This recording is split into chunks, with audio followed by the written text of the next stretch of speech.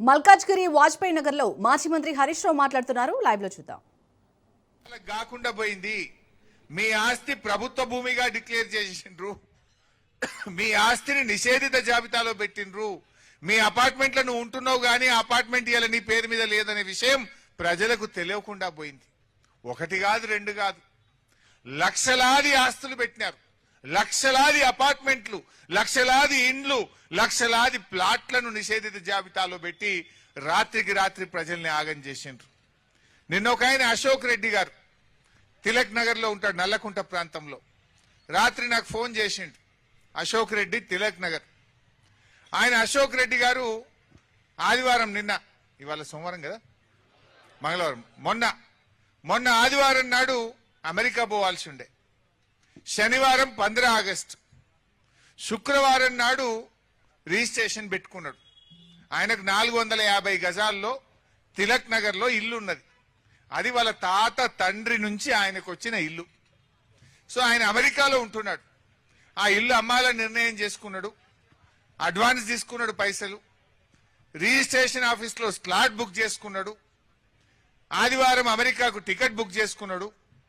శనివారం ఏమో 15 ఆగస్టు సెలవు.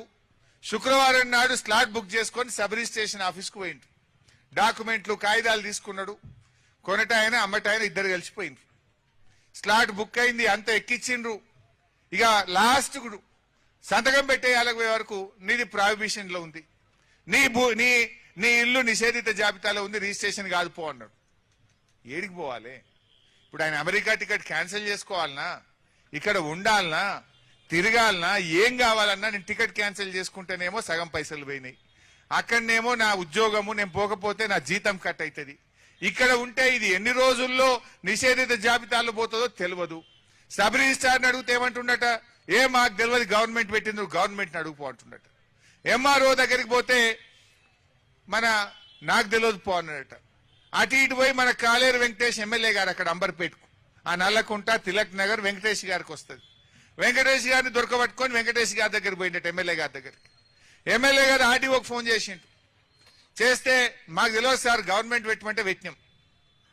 గవర్నమెంట్ అంటే ఎవరు? పొంగులేటి శ్రీనివాసరెడ్డి. ఇప్పుడు పొంగులేటి శ్రీనివాసరెడ్డి ఏమంటుండ అమాయకంగా, అధికారులు తప్పు చేసినారు, సారీ అంటున్నాడు. ఇప్పుడు దొంగతనం చేసిన దొంగ, నేను దొంగతనం చేసిన సారీ అంటే మాఫ్ అయిపోతుందా? తప్పుకు శిక్ష పడాలా వద్దా?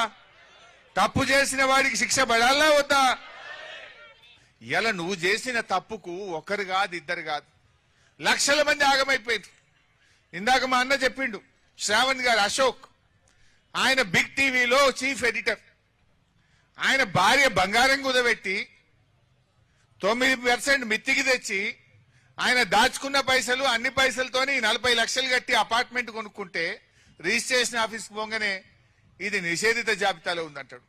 ఇప్పుడు పైసలు వాపసు రావు, ఇల్లు కిరాయి కట్టుకోవాలి, బంగారం మీద మిత్తి పెరుగుతున్నది, బ్యాంకులో తెచ్చిన అప్పుకు మిత్తి పెరుగుతున్నది. ఇప్పుడు ఆయన ఏమనుకున్నాడు, ఇల్లు కొనుక్కొని అనలేకపోతే కిరాయి తప్పుతుంది, కిరాయికి బదులు నేను బ్యాంకులో ఇన్స్టాల్మెంట్ కట్టుకుంటా అన్నాడు. ఇప్పుడు ఇన్స్టాల్మెంట్ తప్పలేదు, ఇల్లు రాలేదు, కిరాయి తప్పలేదు. నా పరిస్థితి ఏంది అని ఒక జర్నలిస్టే సోషల్ మీడియాలో పోస్ట్ చేసుకున్న పరిస్థితి. ఇది ఒక అశోక్ పరిస్థితో, ఒక కార్తీక్ పరిస్థితో కాదు, లక్షల మంది ఇలా హైదరాబాద్ లో ఆగమైపోయింది. ఆ రోజేమో ధరణి తెస్తే పెద్ద పెద్ద మాటలు మాట్లాడిండ్రు, నిషేధిత భూములు తీసేస్తామన్నారు. తీసింది లేదు కానీ లక్షల మంది ఇండ్లు, లక్షల ప్లాట్లు, లక్షల అపార్ట్మెంట్లను ఇలా నిషేధిత జాబితాలో పెట్టి పేద ప్రజల ఉసురు పోసుకుంటున్నారు.